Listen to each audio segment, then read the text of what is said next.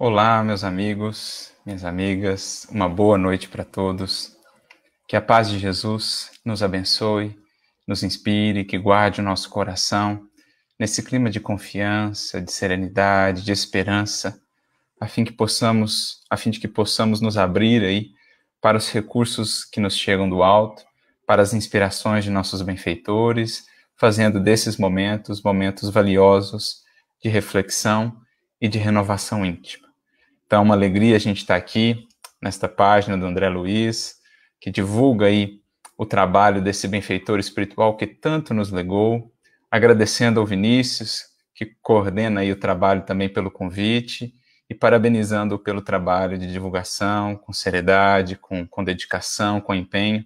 É uma alegria a gente estabelecer esse intercâmbio, essa partilha, para que todos possamos nos enriquecer ainda mais com a doutrina espírita e com o legado também da obra mediúnica de nosso querido Francisco Cândido Xavier, através de André Luiz e através de todos os outros benfeitores que nos presentearam com tanta riqueza em termos de valores espirituais.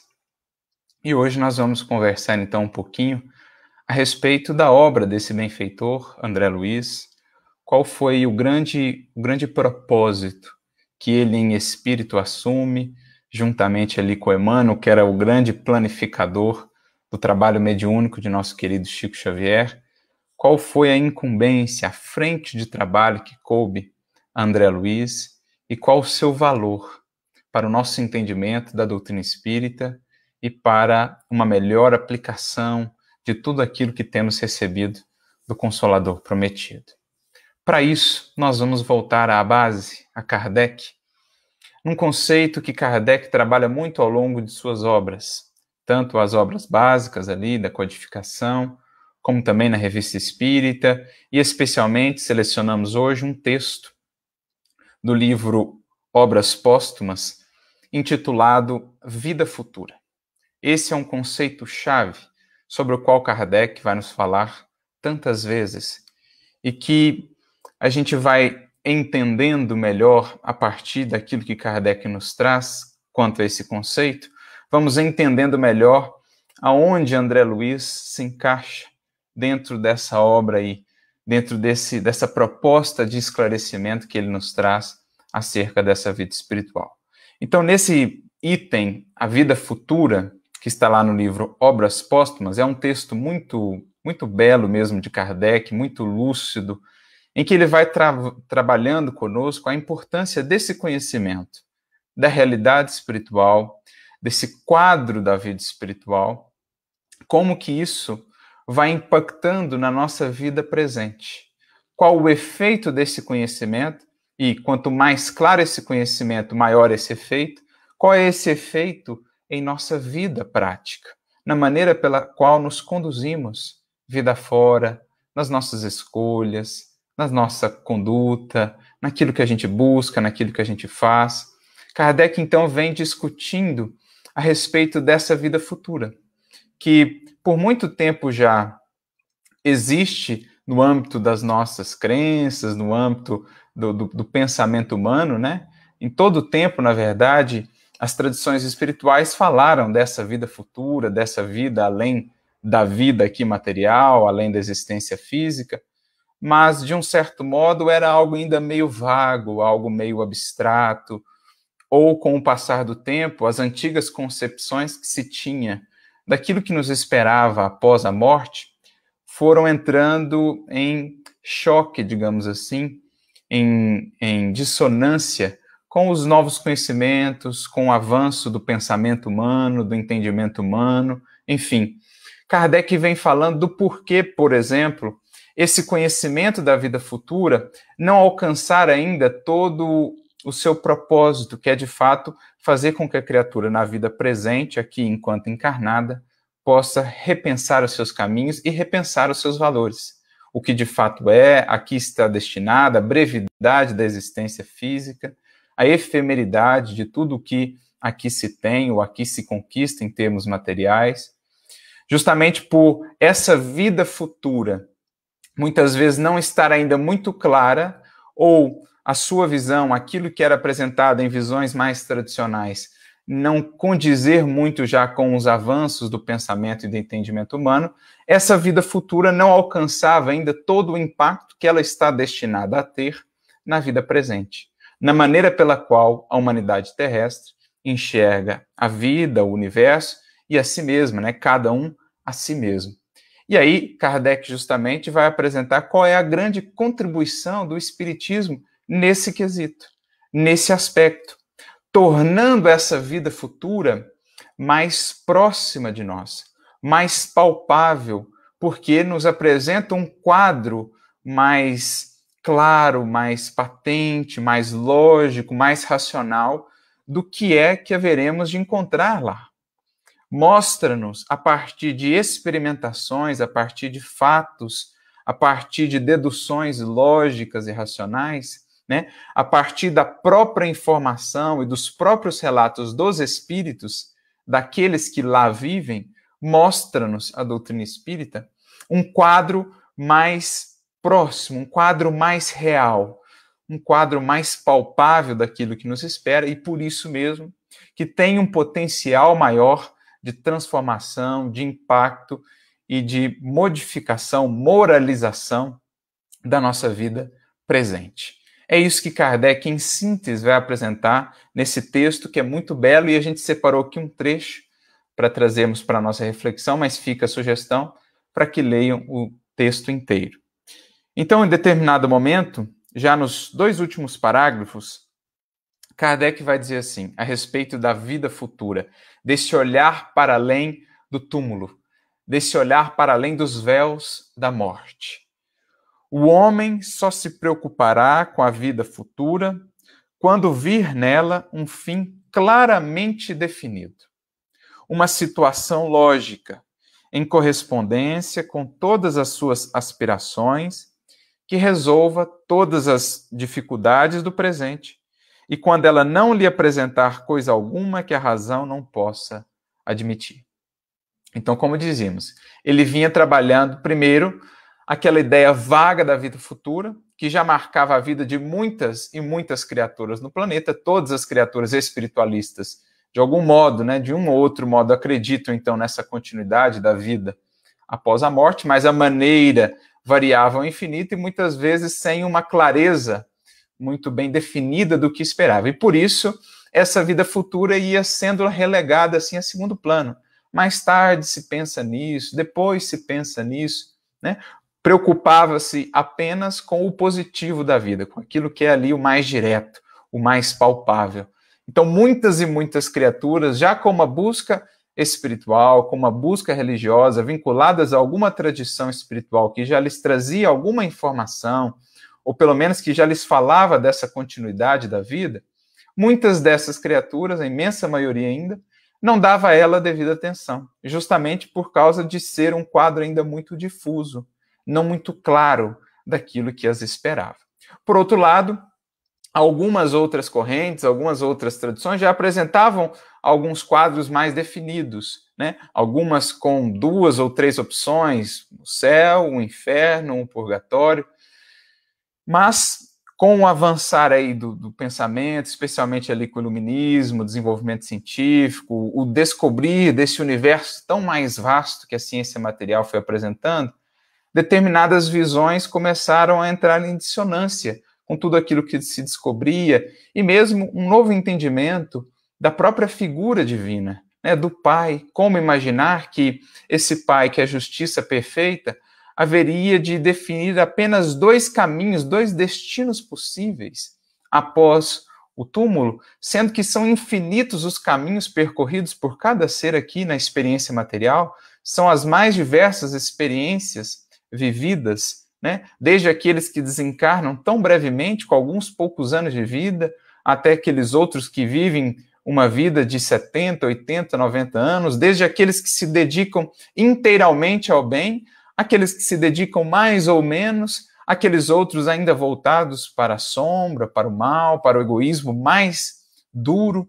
Como conceber que tamanha variabilidade de seres, de escolhas, de destinos, poderia estar assim reduzida apenas a 2 há dois caminhos possíveis, há duas destinações possíveis, válidas essas destinações por toda a eternidade. Imutáveis, inflexíveis essas destinações. Então, todos esses quadros, né, tanto aqueles mais vagos, como esses que já não coadunavam, já não se harmonizavam muito com o pensamento humano naquele século, tudo isso gerava na criatura humana, de um modo geral, uma despreocupação com essa realidade espiritual. E é justamente aí que adentra a proposta do Espiritismo, vai nos dizer Kardec nesse texto, em apresentando um quadro mais claro, mais real, se assim podemos dizer, né? Porque nos torna tão palpável essa realidade da vida espiritual, que esse quadro agora ele nos alcança. O relato dos seres que lá estão, o relato das suas trajetórias, das suas escolhas e como isso repercutiu nas consequências que lá colhiam, isso traz para nós essa vida futura mais perto, traz ela para mais junto de nós na realidade da nossa vida presente. Então é isso que Kardec começa dizendo aqui, né? O homem só se preocupará com essa vida quando esse quadro que lhe for apresentado for racional, for lógico, quando ele vê algo bem definido, quando ele vê algo ali que realmente é coeso, as ideias se encaixam, as respostas são encontradas, não ficam lacunas, né? Não fica aquela coisa ainda que é do âmbito do mistério apenas, que é do inconoscível, enfim. Apresenta-se um quadro mais claro, mais patente. E aí ele prossegue. Se ele se preocupa com o dia seguinte, é porque a vida do dia seguinte se liga intimamente à vida do dia anterior. Uma e outra são solidárias. Ele sabe que a sua posição amanhã vai depender do que fizer hoje. E que do que fizer amanhã dependerá a sua posição no dia seguinte. E assim por diante. Então, outro aspecto que é importante na construção desse quadro da vida futura, mostrar a solidariedade que existe entre a vida presente e a vida futura. Como o que aqui fazemos repercute no que experienciamos do lado de lá. Mostrar aquilo que os espíritos vão nos dizer, por exemplo, na questão 86 de O Livro dos Espíritos, que temos aí dois mundos independentes, que o mundo corporal poderia deixar de existir sem prejudicar aí o mundo espiritual, que preexiste e sobrevive a tudo, mas que esses dois mundos são solidários entre si. Reagem, atuam incessantemente um sobre o outro. Tanto na influência, né, que os seres encarnados, os seres daqui, deste mundo corporal, exercem do lado de lá, como os de lá exercem desse lado de cá, os espíritos desencarnados, assim como também solidários no sentido de que o que fazemos aqui repercute do lado de lá.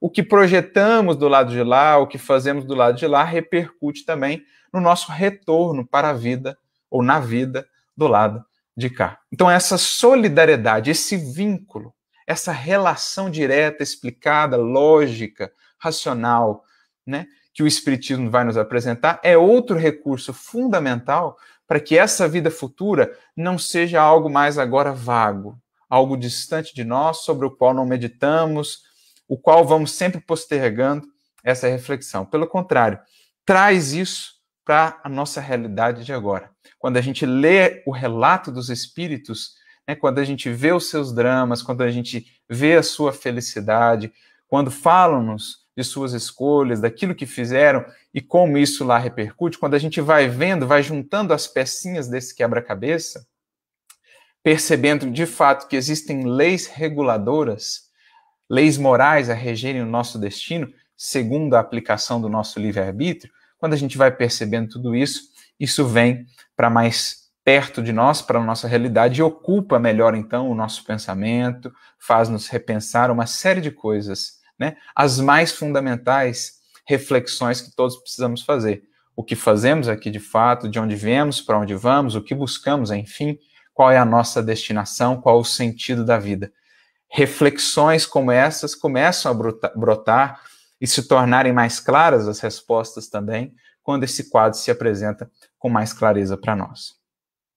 Tal tem de ser para ele, prossegue Kardec, a vida futura, quando esta não mais se achar perdida nas nebulosidades da abstração e for uma atualidade palpável, complemento necessário da vida presente, uma das fases da vida geral, como os dias são fases da vida corpórea. Então, olha que lindo isso. Quando a gente passar realmente a entender a vida como esse contínuo, né, marcado ora pela experiência na matéria, ora pela experiência no mundo espiritual, e entendermos que isso nada mais são, né, esse estágio no mundo espiritual, esse estágio no mundo corporal, nada mais são do que dias, como os dias da nossa existência, são relâmpagos na eternidade, e que no fundo nós temos uma vida só, entremeada por experiências físicas e por experiências fora do corpo, até que então, né, até aquele momento então que não mais precisaremos das experiências na matéria física.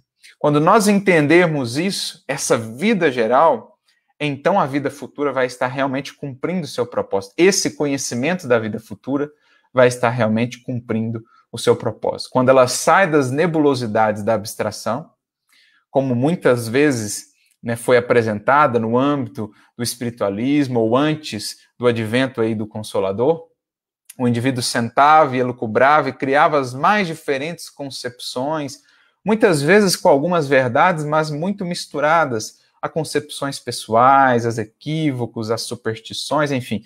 Quando essas nuvens são dissipadas pelo sol da verdade, da realidade espiritual, que nos é trazida aí por esse processo de experimentação, de observação e análise, dedução, né, dos fenômenos e dos fatos espíritas, quando isso se dissipa, então nós vemos esse quadro em toda a sua grandeza, em toda a sua beleza, e essa vida futura preenche a vida presente, inunda a vida presente de novos sentidos, de novos propósitos, de novos valores. Quando vir o presente reagir sobre o futuro, pela força das coisas, e, sobretudo, quando compreender a reação do futuro sobre o presente. Então, olha que bonito isso. Quando a gente vê, né, o presente reagir sobre o futuro, que é o que esses espíritos que vieram falar conosco nos relataram. As suas experiências, as suas decepções, as suas felicidades, enfim. É o presente reagindo sobre o futuro. Mas mais do que isso, diz Kardec, quando compreendemos a reação do futuro sobre o presente, ou seja, como que essa visão do futuro impacta sobre a nossa vida presente, esse é o grande objetivo. Quando, em suma, verificar que o passado, o presente e o futuro se encadeiam por inflexível necessidade, como o ontem, o hoje e o amanhã na vida atual, então as suas ideias mudarão completamente. Porque ele verá na vida futura não só um fim, como também um meio. Olha que lindo isso, né? Não só um fim, mas também um meio, um contínuo meio de progresso, de aperfeiçoamento, em busca da eternidade gloriosa, na perfeita comunhão com o nosso Pai. Então, o desencarnar para ir para o mundo espiritual é o meio ainda, é um meio em busca da verdadeira finalidade, do existir, do ser, que é buscar a comunhão com o Criador na eternidade sem fim. Então, quando a gente passar a ver essa vida futura assim, não simplesmente como um fim, mas como um meio, não um efeito distante, mas atual, então as nossas ideias mudarão completamente. E esse é um dos maiores propósitos do Espiritismo, se não o maior deles. Ou seja, mostrar para nós essa vida una, essa vida que é dádiva recebida do Criador no ato da nossa criação e que não tem antítese, que apenas se aperfeiçoa e se expressa de maneira cada vez mais bela, cada vez mais vasta, cada vez mais gloriosa e cada vez mais abundante no seio da eternidade. É recuperar todo o sentido e a grandeza daquela frase do Cristo quando nos disse: eu vim para que tenham vida e vida abundante. É isso que Kardec está dizendo aqui.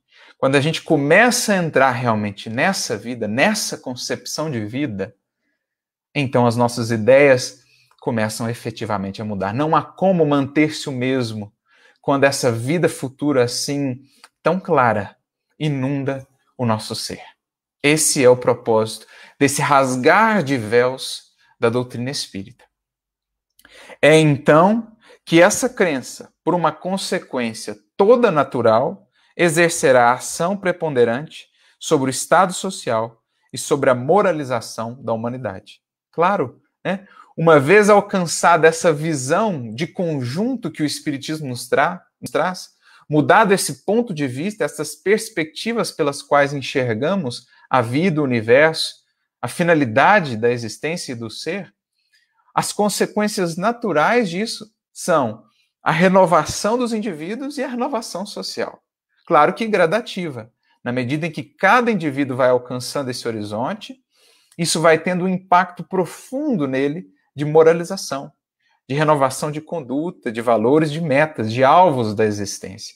E aí, paulatinamente, isso vai alcançando também o âmbito da sociedade, porque ela nada mais é do que a somatória das individualidades. Então, essa é a grande estratégia, né, da espiritualidade superior ou do Cristo em permitindo essa interação mais abrangente, como nunca antes na história da humanidade, entre esses dois mundos. Claro que em todos os séculos essa interação existiu, mas houve um momento considerado mais propício pelo alto em que essa interação se desse de maneira mais expansiva, de maneira mais profunda, de maneira mais estreita.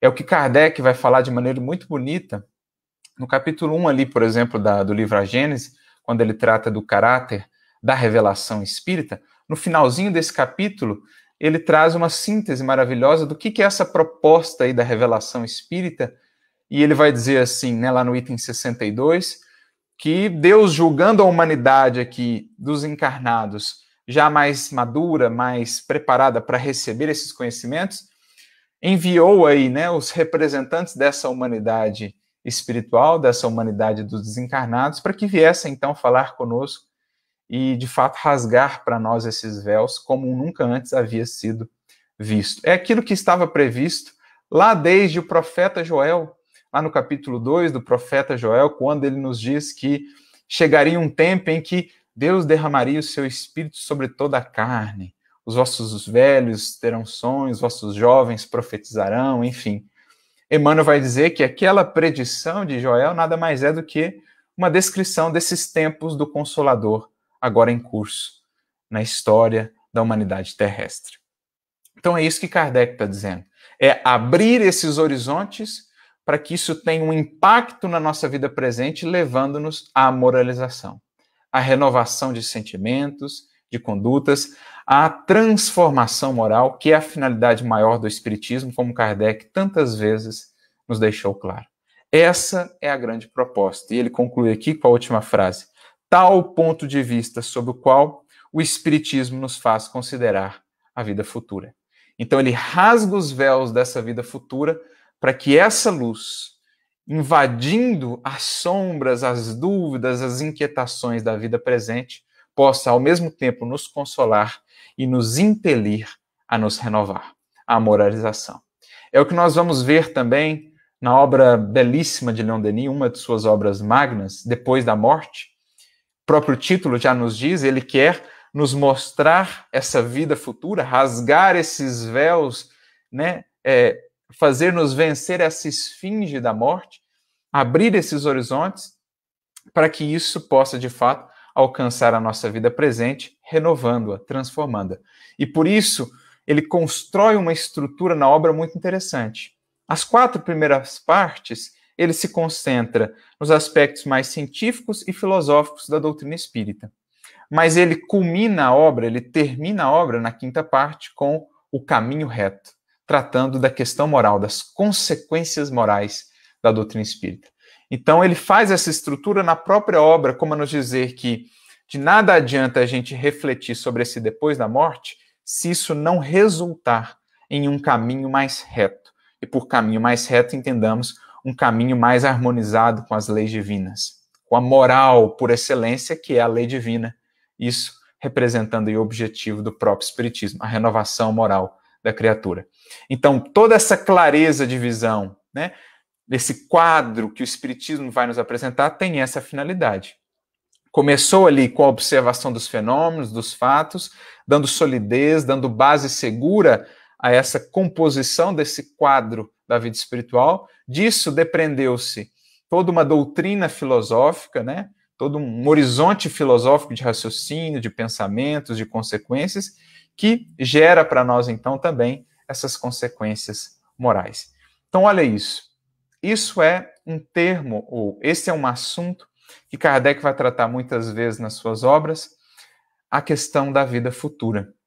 Mas, se o Espiritismo abre esses horizontes e faz deles mais claros, né, esses quadros da vida futura, não o faz de maneira apressada, não o faz de maneira impensada. O próprio Kardec vai dizer, por exemplo, lá no Evangelho segundo o Espiritismo, no capítulo 24, não colocar a candeia, né, debaixo do alqueire, lá no item 7 desse capítulo, ele vai dizer acerca da prudência com que os espíritos se conduzem nessa revelação, né, das questões do mundo espiritual, das realidades espirituais, como eles aguardam o tempo oportuno de cada coisa, como eles vão colocando ali os fundamentos, os conceitos básicos, os conceitos-chave, para que, tendo estabelecido bases mais sólidas, eles possam passar para outros desdobramentos, para outras realidades, para outras revelações. Na própria introdução do livro A Gênese, Kardec comenta isso. O quanto ele esperou ali de tempo, naturalmente, sobre a orientação dos espíritos, para poder trazer determinadas coisas, porque era preciso estabelecer bases mais sólidas. Então, se os espíritos vão nos abrindo esses horizontes, não o fazem de uma maneira abrupta, não rasgam totalmente esse véu, vão desvelando aos poucos, assim foi na própria obra da codificação e assim também naquilo que se deu depois da codificação espírita, em todos os continuadores que vieram seguir desenvolvendo, né, desdobrando aquilo que Kardec já havia trazido juntamente com os espíritos superiores. Então esse é um outro aspecto importante.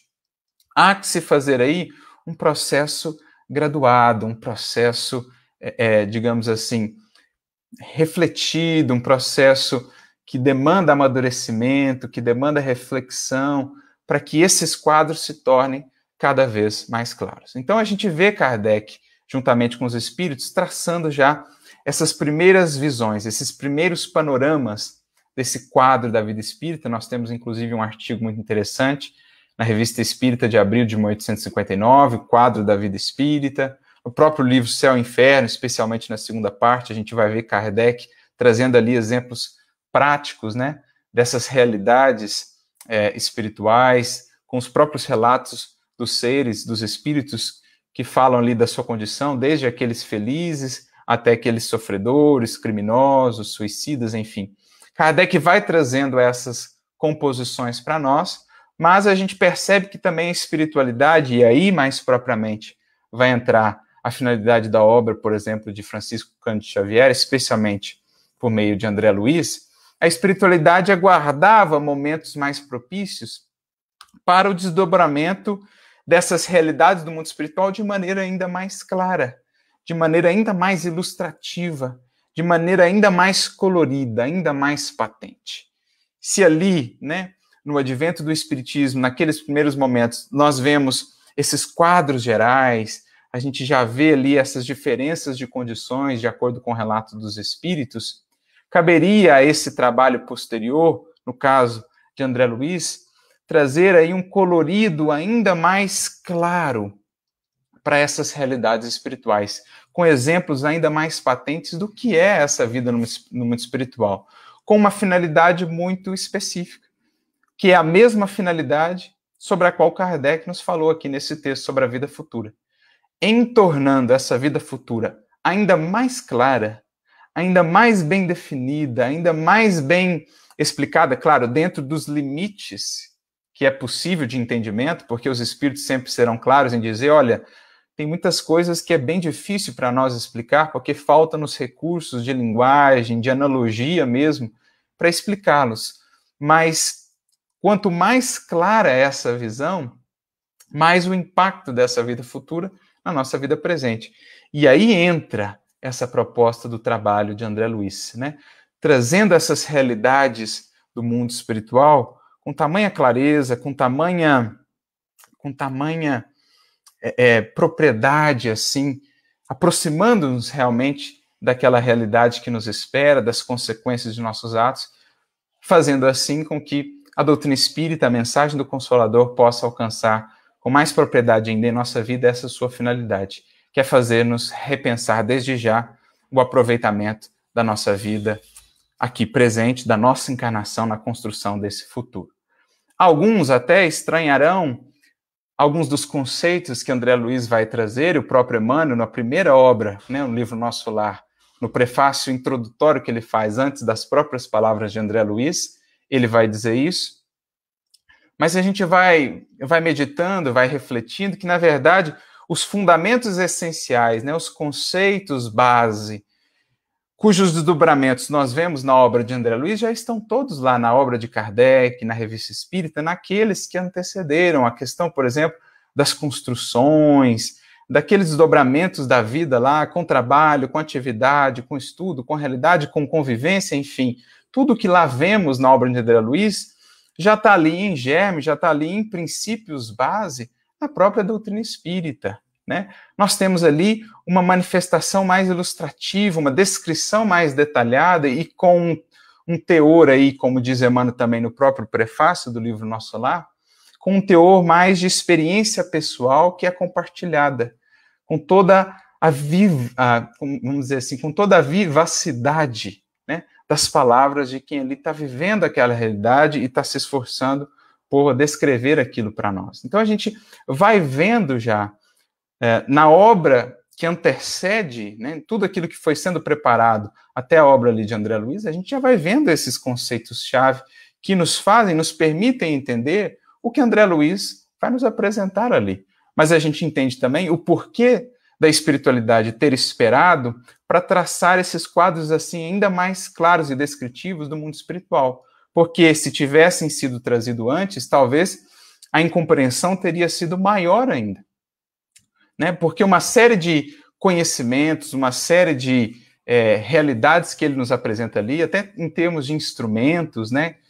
De tecnologias, de acontecimentos que nós vemos nas descrições de André Luiz, em toda a sua coletânea, uma série daqueles elementos, daquelas descrições, naqueles tempos lá ainda do século XIX, pareceriam ainda mais utópicas, ainda mais absurdas, talvez. E, no entanto, o que nós temos visto com o desenvolvimento científico e tecnológico da humanidade, que muito daquilo que André Luiz ali nos traz nos idos dos anos 40, 50, 60, hoje, na nossa sociedade, por exemplo, tecnológica, altamente conectada, né, com tantos desenvolvimentos científicos e tecnológicos, já não parecem mais assim tão utópicos. Porque quando ele nos fala, por exemplo, lá nos idos dos anos 30, dos anos 40 ali, quando ele nos fala de telas, de transmissão à distância de imagem, né, de uma série de outras coisas, aquilo naquele tempo poderia parecer muito distante de nós, veículos voadores, etc. Mas, olhando com sinceridade a tecnologia que hoje temos, né, nós temos ali, na verdade, uma predição daquilo que na humanidade agora começa a ser alcançado. Essa possibilidade que agora mesmo estamos tendo de, daqui da minha casa, por meio da internet, acessar a tantos corações, não é, num certo sentido, já um desdobramento daquilo que foi por ele trazido, quando nos fala daquelas telas, da transmissão à distância de imagens, de som, aquilo naquele tempo, e mais ainda, né, no tempo lá do advento da doutrina espírita, poderia parecer algo muito utópico, até mesmo irreal. Mas no nosso tempo, na nossa sociedade tecnológica e na era digital, parece-nos algo cada vez mais real, mais concreto, que de fato vai se consolidando aqui na humanidade terrestre, algo que lá já está em desenvolvimento, lá já está desenvolvido há muito tempo. Então, assim, a gente vai percebendo a condução da espiritualidade, né? Em abrir esses véus para nós, segundo o tempo, segundo a ocasião, segundo a oportunidade. Esses quadros da vida futura foram se tornando, com o tempo, cada vez mais claros e descritivos. Kardec e os espíritos, na codificação, iniciaram esse processo. André Luiz vem ilustrar ainda mais, dar continuidade nessa descrição, visando essas finalidades moralizadoras. Claro, esperando a ocasião, esperando a oportunidade. Mas os fundamentos daquilo que ele traz já estão lá, todos eles, na obra de Kardec. Nós nos recordamos, por exemplo, de uma mensagem muito interessante do espírito Mesmer, que está na Revista Espírita de maio de 1865, sobre esse mundo invisível, por exemplo, né, essas realidades do mundo espiritual, em que Mesmer vai dizer o seguinte, que o mundo dos invisíveis é como o vosso.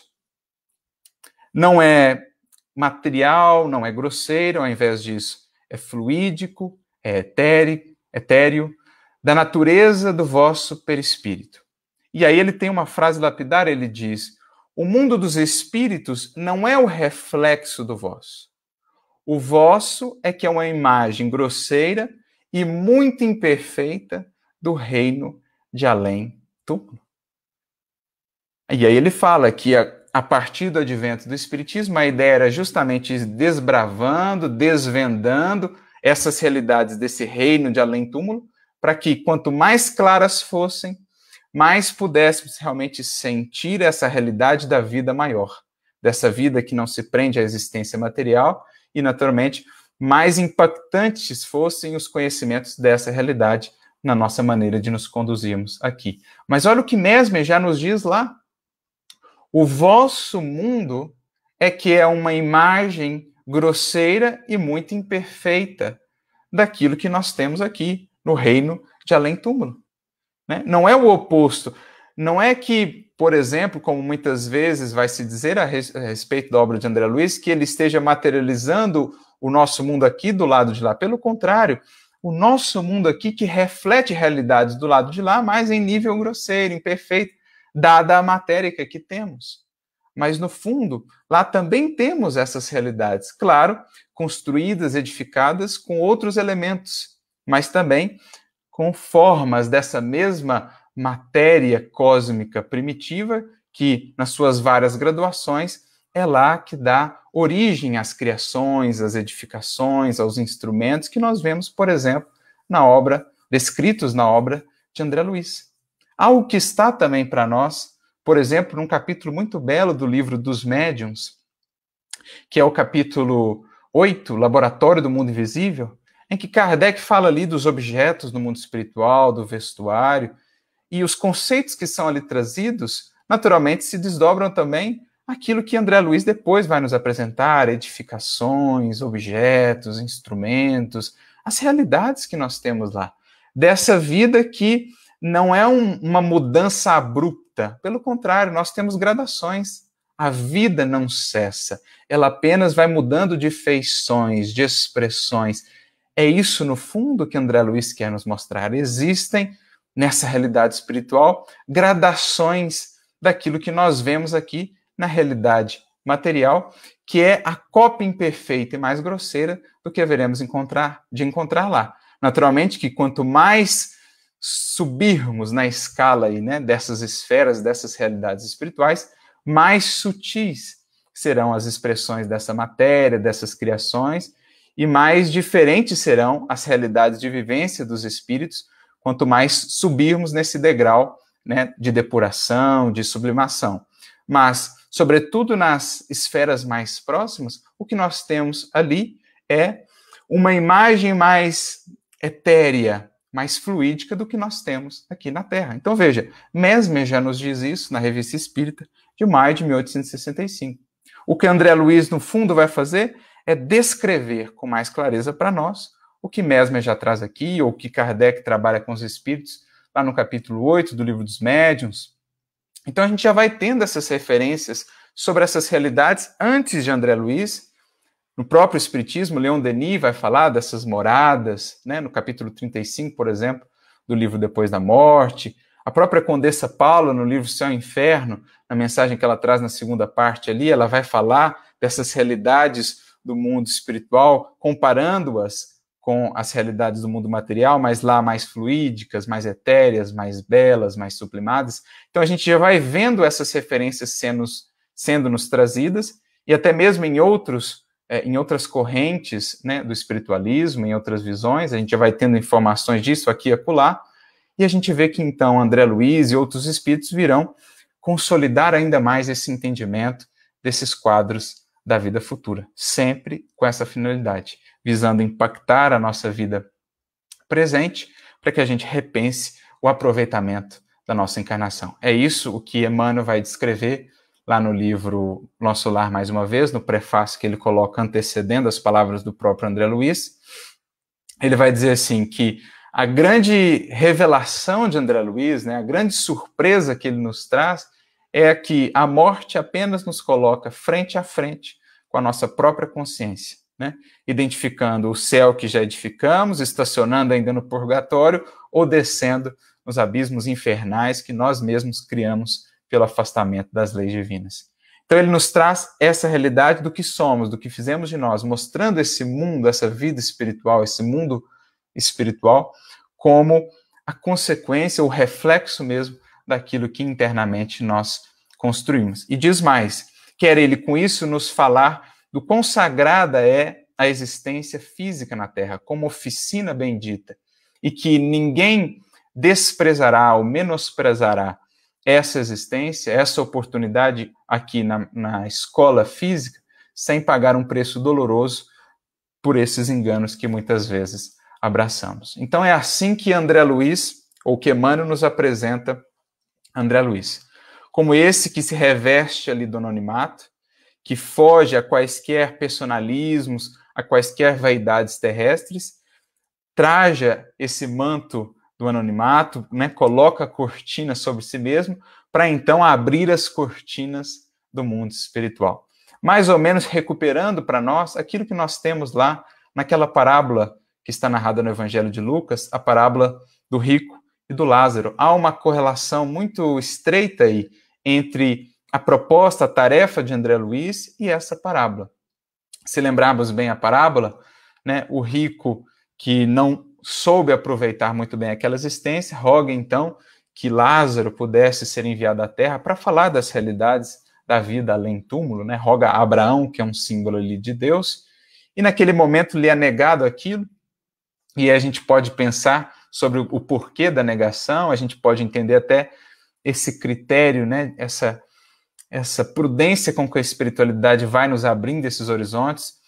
Esperou-se aí mais de 1800 anos depois do advento do Cristo para que esses horizontes pudessem nos ser abertos. O próprio Mestre já havia nos dito antes que existem certas realidades que precisam de tempo, que precisam de mais amadurecimento, preparação para serem apresentadas. Ele mesmo disse, muitas coisas ainda vos teria a dizer, mas por enquanto não podeis suportar. Então, não é tão simples assim esse voltar ao planeta para trazer as realidades do mundo espiritual. Tudo isso é feito sempre com muita prudência, com muito critério, né, sob a regência da espiritualidade superior, sob a regência, no caso da Terra, do Cristo. Então a gente pode entender no primeiro momento aquela recusa por causa disso, mas também, se a gente parar para pensar, e há até um comentário numa mensagem do Humberto Campos, de Irmão X, no capítulo 28 do livro Contos e Contos, em que Pedro Richard, né, eles falavam sobre essa parábola ali do rico e do Lázaro. Em determinado momento, pergunta-se a Pedro Richard o porquê daquela recusa de permitir a Lázaro voltar à família do rico para avisá-los sobre as realidades do mundo espiritual. E então o Pedro Richard diz assim, que ali nós não reparamos muitas vezes, mas se a gente parar para pensar, ele pede que Lázaro volte apenas aos seus, apenas ao círculo mais estreito seu, numa expressão ainda de muito egoísmo, de muito particularismo, né? Para avisar só aos seus quanto a essas realidades, mas assim não se deu, né? Quando foi julgado o momento propício, houve uma manifestação mais universal, esses véus foram abertos de maneira mais geral a todos os que quisessem buscar, e André Luiz, então, vem contribuir ele próprio em abrir, tornar mais clara para nós essa realidade do mundo espiritual. No fundo, nós temos na vida de André Luiz, ou nessa tarefa de André Luiz, um desdobramento dessa parábola do rico e do Lázaro. Porque os Lázaros, os espíritos sublimados, os espíritos elevados, superiores, já haviam vindo, já haviam trazido as suas contribuições lá juntamente com Kardec, com a codificação espírita, já haviam aberto para nós esses véus. Mas a misericórdia divina também permite aos ricos, regenerados, arrependidos e transformados, voltarem também para falarem da sua experiência, né? Sob o véu do anonimato, não mais voltando apenas para os seus, não mais buscando alimentar ilusões, particularismos ou egoísmo, permite também aos ricos, arrependidos da existência, compartilharem a sua experiência para que possam traçar para nós, com mais clareza ainda, essa realidade do mundo espiritual. Então nós temos, na proposta da doutrina espírita, com Kardec no primeiro momento, e os espíritos superiores depois, com André Luiz e outros tantos que vieram desdobrar isso para nós, nós temos um desdobramento da parábola do rico e do Lázaro. Porque pelo rico ali não vamos entender apenas aqueles de posses monetárias. O rico ali, arrependido no mundo espiritual, né, em sofrimento, é um símbolo de todos aqueles que malbarataram, não se aproveitaram das riquezas que receberam na experiência física. Não colocaram isso a serviço do bem, do progresso comum, dos semelhantes, viveram para si, viveram para os sentidos e aportam então no mundo espiritual como aquele rico sofrido da parábola. Num primeiro momento, não estão habilitados, né, a retornar para contar a sua experiência, trazer as suas realidades, nem mesmo aos seus, mas com o tempo, com o aprendizado, com a renovação, recebem da misericórdia do alto também a possibilidade de voltarem, de entrarem novamente na dinâmica do trabalho, do aprendizado, preparando novas e transformadas experiências, né, para o porvir. Então nós temos em André Luiz o símbolo ali daquele rico da parábola, né? Se os Lázaros, os espíritos superiores já haviam vindo e aberto para nós os horizontes da vida espiritual, André Luiz é um desses ricos, né, que chegou no mundo espiritual em condições aflituosas, em condições difíceis, que veio então depois de recuperado, não mais, né, com os véus das ilusões humanas, as capas das vaidades humanas, vê ele compartilhar a sua experiência aí, pessoal, né, a sua trajetória, trazendo-nos uma contribuição muito valiosa para o entendimento do que é essa realidade espiritual. Então, o rico ali da parábola pode ser pensado como os ricos de recursos, de tempos, de possibilidades, de oportunidades que não souberam aproveitar, mas que uma vez despertando realmente no mundo espiritual, buscando se melhorar, podem ou recebem do alto essa misericórdia, da misericórdia do alto essa possibilidade de seguirem trabalhando. Então, por isso, André Luiz lança uma cortina sobre si mesmo para abrir-nos as cortinas da realidade espiritual. É, em síntese, o que Emmanuel vai nos dizer nesse prefácio que ele coloca no livro Nosso Lar, nessa obra que inaugura essa coletânea de André Luiz, que vem tornar para nós mais clara essa realidade espiritual, explicando, desdobrando aquilo que a codificação espírita já nos havia trazido. Nós citamos aqui o exemplo lá do Laboratório do Mundo Invisível, da mensagem de Mesmer. A gente vai entender, então, segundo aquilo que André Luiz nos traz, melhor aquilo que a gente vê, por exemplo, na questão 402 do Livro dos Espíritos, o que os espíritos fazem durante o sono, como é que é essa realidade do sono. Dizem lá os espíritos que eles podem, inclusive, concluir obras inteiras no mundo espiritual antes de retornarem para lá, pelas vias da desencarnação. Como se dá isso? A gente vai ver isso, né, nas obras de André Luiz. Como se dá essa interação dos nossos benfeitores conosco, esse amparo incessante, como esse mundo espiritual age incessantemente sobre o mundo corporal. Nós vamos ver isso em quadros claríssimos, descritivos e profundamente instrutivos através de toda a coletânea das obras de André Luiz. Então, no fundo, nós vamos vendo ele desdobrando tudo aquilo que já estava, né, na doutrina espírita, na forma ali de sementes, de germes, de fundamentos, de bases, mas desdobrando no momento mais propício, quando essas realidades que ele nos abre não seriam assim mais tão irreais, tão distantes ou tão utópicas, como talvez teriam sido naqueles primórdios da doutrina espírita. Ainda no tempo em que vieram, pareciam muito distantes, mas basta pensar que passados alguns anos, muitas daquelas realidades que ele nos apresenta foram como que sendo realmente concretizadas na humanidade terrestre, especialmente quando adentramos, enfim, nessa era digital, nessa era de conectividade, nessa era de trabalho, de atuação à distância, em que aquilo que antes parecia tão utópico se nos tornou tão real. As realidades mesmo que a ciência veio descobrindo, por exemplo, no campo da medicina, da fisiologia, existem inclusive artigos publicados com aquilo que André Luiz já havia trazido antes, né? Preparando uma série depois de descobertas que a ciência viria a ter por meio dos seus cientistas no campo da neurologia, da ciência, da fisiologia, da medicina, enfim. Então, uma série de coisas que estamos agora realmente alcançando já estão lá trabalhadas, mostrando no fundo aquele conceito de Mesmer. O vosso mundo é que, na verdade, é uma imagem imperfeita e grosseira da realidade desse reino de além-túmulo. Então, tudo isso vai se nos tornando mais claro. E, em vendo essa continuidade, vamos percebendo melhor o que é, de fato, o sentido da existência, vamos repensando melhor o que estamos fazendo e o que estamos buscando. E aí nós vemos as suas próprias palavras, então, em se apresentando nessa sua primeira obra, Nosso Lar, quando ele começa nos dizendo: a vida não cessa, a vida é fonte eterna e a morte é o jogo escuro das ilusões. Então, olha que interessante. Lembra lá o que Kardec havia dito? A vida futura. Quando a gente passar a ver essa vida futura simplesmente como mais um estágio da grande vida, né? Da vida indestrutível, da vida una, desse contínuo em que estamos inseridos, então estaremos compreendendo isso. A vida não cessa. E ela é fonte eterna, sendo a morte o jogo das ilusões.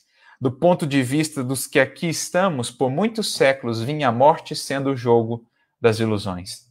Mas a partir do momento em que esses véus começaram a se nos abrir de maneira mais patente, em que essa realidade começou a nos visitar e a nos inundar com a sua luz, eis que as ilusões começam a se desvanecer a todos os que desde já estão conscientes para as realidades maiores da vida. Porque, no fundo, o morrer, o desencarnar, é isso. Despojarmos-nos das ilusões que criamos acerca de nós mesmos ou das finalidades da vida e da existência. Felizes aqueles que começarem a se despojar das ilusões desde já, alcançando, né, ou se abrindo à luz poderosa desse sol da verdade, como nos dizia Eurípides Barçanufo. Aliás, ele mesmo, Eurípides, vai nos dizer que com a morte só morrem as ilusões. Então, vem a doutrina espírita, vem essa revelação da vida que não cessa, fazer com que nos despojemos das nossas ilusões desde já, para que esse despertar não seja mais doloroso amanhã, quando deixarmos então o corpo físico. Comecemos desde já a deixar-nos penetrar por esses raios gloriosos da imortalidade. O grande rio tem o seu trajeto antes do mar imenso. Copiando-lhe a expressão, a alma percorre igualmente caminhos variados e etapas diversas. Também recebe afluentes de conhecimentos. Então a gente vai recebendo afluentes de conhecimentos, né, nos momentos julgados mais adequados pelo alto, que vai trazendo esse aporte de conhecimentos novos quando a humanidade já está aí preparada para recebê-los. É o que a gente vê também na parábola, mais uma vez, do rico e do Lázaro. Naquela negativa, né, que o rico ouve, diz lá Abraão, né, o pai Abraão, eles já têm Moisés e os profetas. Como a dizer que até aquele momento aquilo já era suficiente para o que eles precisavam em termos de renovação espiritual. Mais tarde, novos afluentes viriam a ser trazidos, né, para essas realidades do conhecimento humano, do conhecimento espiritual. E é o que a gente vê com o Cristo no Evangelho, que abre para nós novos horizontes dessa vida futura, especialmente ali com a sua ressurreição, que no fundo é, digamos assim, a manifestação mais expressa da realidade do Espírito, né? O Cristo que mostra o Espírito triunfante sobre a morte, a vida triunfando sobre a morte. Então nós temos ali mais um aporte de conhecimentos e mais tarde nós teríamos ainda um aporte mais universal dessas realidades espirituais com o advento do Consolador, cumprindo lá a profecia de Joel, né? Abrindo de fato de maneira mais universal esse intercâmbio entre a humanidade terrestre e a humanidade desencarnada, ou a humanidade espiritual. É quando de fato, se a gente pensar na parábola, os Lázaros ali foram enviados, os espíritos sublimados, e também os ricos arrependidos e renovados que vieram compartilhar as suas experiências. Então, é bonito pensar essa continuidade da parábola do rico e do Lázaro, porque não vamos aí considerar a nós espíritas, né, que entendemos essa realidade espiritual, que o rico ficou ali para sempre naquela condição de sofrimento, de aflição. Claro que não. Há uma continuidade, e essa continuidade está aí muito bem expressa na própria vida e na trajetória de André Luiz. Ele é esse rico que retorna depois de os Lázaros já terem vindo. Nesse momento, então, que o alto considerou mais apropriado para a abertura desse intercâmbio. Então, é isso que ele está falando. Esse rio, né, que é o rio da trajetória da vida até alcançar o oceano de Deus, o oceano da sabedoria universal, ele vai recebendo afluentes, conhecimentos, novas experiências, novas percepções. A vida vai se manifestando em expressões cada vez mais vastas, cada vez mais profundas, cada vez mais ricas, cada vez mais pujantes. É isso, no fundo, que nós vemos no mundo espiritual. Nas várias faixas, nas várias esferas espirituais que existem. Então, recebe afluentes de conhecimentos aqui e ali, avoluma-se em expressão e purifica-se em qualidade antes de encontrar o oceano eterno da sabedoria. Então, por isso a espiritualidade é prudente aí, por isso ela vai enviando as coisas na medida em que os indivíduos e as coletividades vão se tornando mais aptos a receber esses recursos, porque é preciso trilhar esses caminhos seguindo sempre em frente, em busca do oceano da eterna sabedoria. É o que Kardec havia dito lá no texto que lemos, né? Quando a gente passa a entender até mesmo a vida futura, não mais como um fim, mas como um meio para essa vida abundante que é, enfim, esse objetivo de todos nós na perfeita comunhão com o nosso Pai. Cerrar os olhos carnais, prossegue ele, constitui operação demasiadamente simples. Permutar a roupagem física não decide o problema fundamental da iluminação, como a troca de vestidos nada tem que ver com as soluções profundas do destino e do ser. Ó caminhos das almas, misteriosos caminhos do coração, é mister percorrer-vos antes de tentar a suprema equação da vida eterna. É indispensável viver o vosso drama, conhecer-vos detalhe a detalhe no longo processo do aperfeiçoamento espiritual. Então, daí a importância desses quadros que nos são trazidos para que a gente aprenda, então, a percorrer esses caminhos do coração, esses caminhos da alma, renovando-nos de fato, porque só então estaremos de posse de maiores e mais ampliadas percepções variáveis para alcançar essa equação da vida eterna. Isso é o jornadear, isso é o entrar nesse rio da vida que não cessa, entendendo que no corpo ou fora dele estamos sempre aprendendo, estamos sempre percorrendo os caminhos do coração, portas adentro de nós mesmos, descobrindo o universo, desconhecendo quem ainda somos, para descobrir esse universo infinito da criação de nosso Pai. Seria extremamente infantil a crença de que o simples baixar do pano resolvesse transcendentes questões do infinito. E ele então traz a sua síntese muito bela, né? Uma existência é um ato, um corpo, uma veste, um século, um dia, um serviço, uma experiência, um triunfo, uma aquisição, uma morte, um sopro renovador. Quantas existências, quantos corpos, quantos séculos, quantos serviços, quantos triunfos, quantas mortes necessitamos ainda.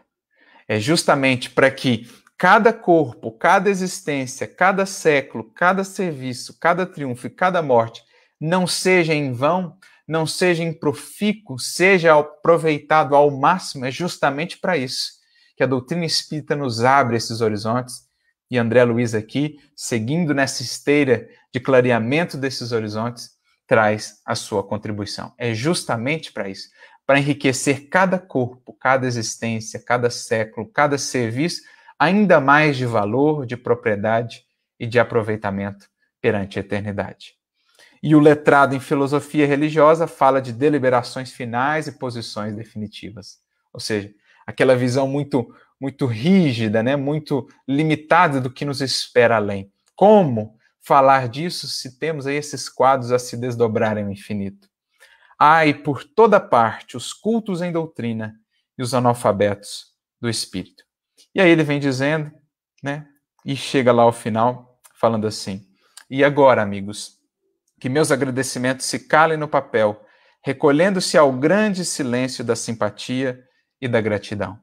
Atração e reconhecimento, amor e júbilo moram na alma. Crede que guardareis semelhantes valores comigo, a vosso respeito, no santuário do coração. Então ele traz aqui a sua própria expressão de gratidão pela oportunidade de trabalho que lhe era dada, de, em compartilhando a sua experiência, o quanto ele mesmo foi descobrindo a infinitude da vida em suas mais variadas formas de expressão, a alegria e a gratidão que agora lhe vibrava na alma de poder compartilhar isso conosco, buscando agora a verdadeira riqueza, buscando ser agora não mais apenas o rico lá sofrido da parábola, mas os ricos que ajuntam efetivamente em termos e em valores do Espírito. Essa é a proposta, esse é o foco, esse é a frente de trabalho de André Luiz, nesse concerto, né, que segue aí desdobrando a codificação kardeciana pelas mãos, pelo esforço de Chico Xavier, na contribuição aí que ele nos trouxe quanto a essa realidade espiritual. Apenas ilustrar, ainda com mais clareza, ainda com mais beleza, as realidades daquilo que nos espera. Como se dá, de fato, essa interação, essa sobreposição entre esses dois mundos, entre essas duas humanidades, para que assim estejamos cada vez mais conscientes do que nos espera e do quanto nos cabe fazer realmente para aproveitar a presente existência, construindo um futuro, um porvir de luzes e de bênçãos nessa eterna jornada, nesse eterno caminhar no rio da vida, dessa vida que não cessa e que um dia haverá de nos levar ao grande mar, ao grande oceano da sabedoria infinita de Deus.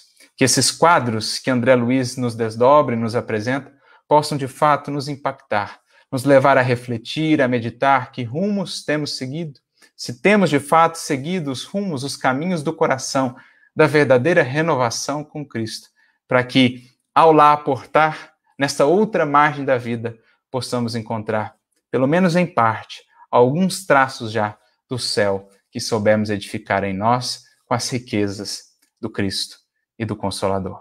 E que Jesus, portanto, nos abençoe e nos inspire sempre muita luz e muita paz para todos.